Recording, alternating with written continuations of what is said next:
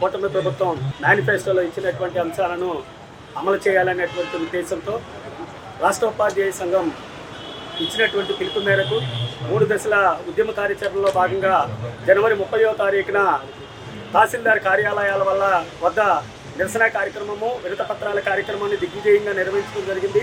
రాష్ట్ర వ్యాప్తంగా నిర్వహించినటువంటి కార్యక్రమంలో ఎన్టీఆర్ జిల్లాలో ఉన్నటువంటి 20 మండలాల తహసీల్దార్ కార్యాలయాల్లో వినతి పత్రాలు, నిరసన కార్యక్రమాన్ని ఎన్టీఆర్ జిల్లాలో కూడా దిగ్విజయంగా నిర్వహించడం జరిగింది.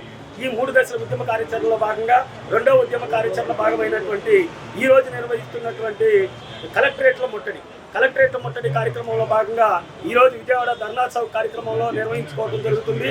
3వ దశ కార్యక్రమం అయినటువంటి ఫిబ్రవరి 25వ తేదీన చలో విజయవాడ కార్యక్రమంతో ఉద్యమ శంఖారావాన్ని పూరించడం జరుగుతుంది.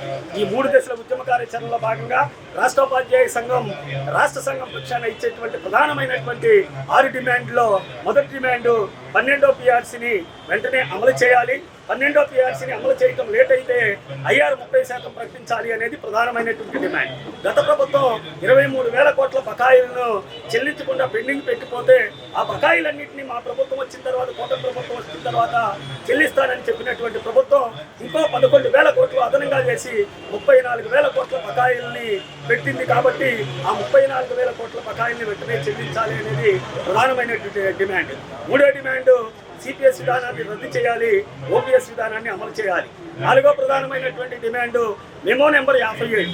ఏదైతే 2024 ముందు CPS విధానం అమలు అవ్వడానికి ముందు నోటిఫికేషన్ ద్వారా నియమితులయ్యారో వాళ్ళందరికీ కూడా కేంద్ర ప్రభుత్వం ఇచ్చినటువంటి మెమో 57 అమలు చేసి ఆంధ్రప్రదేశ్లో ఉన్నటువంటి 2003 DSC ఉపాధ్యాయులకు అందరికీ పాత పెన్షన్ విధానాన్ని అమలు చేయాలి అనేది.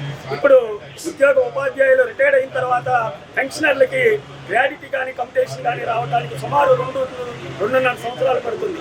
5వ ప్రధానమైనటువంటి డిమాండ్ ఏ రోజైతే ఉద్యోగ ఉపాధ్యాయులు రిటైర్డ్ అవుతాడో ఆ పెన్షన్ బెనిఫిట్లన్నీ కూడా మొదటి రోజే వాళ్ళ చేతిలో పెట్టాలనేది 5వ డిమాండ్. 6వ డిమాండ్ వచ్చేసరికి ఈ ప్రభుత్వం 20 నెలలు వచ్చి అధికారంలో 20 నెలలు అవుతున్నప్పటికీ కూడా 4 DAలు పెండింగ్లో పెట్టింది.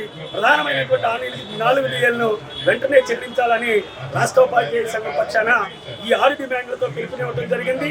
25న చలో విజయవాడ కార్యక్రమం నిర్వహించడానికి ముందుగానే ఈ 6 డిమాండ్ల మీద ఏ విధమైనటువంటి చర్య తీసుకోకపోతే కలిసి వచ్చే ఉపాధ్యాయ సంఘాలతో, JACలతో మరో BRTS రోడ్డు ఉద్యమాన్ని నిర్వహించడానికి రాష్ట్ర ఉపాధ్యాయ సంఘం పక్షాన పెద్దన్న పాత్ర పోషించి అన్ని సంఘాలని కూటమిగా ఏర్పాటు చేసుకొని ముందుకెళ్తామని ఈ ప్రభుత్వానికి వినయపూర్వకమైనటువంటి హెచ్చరిక చేస్తూ పక్షాన కోరుతున్నాము.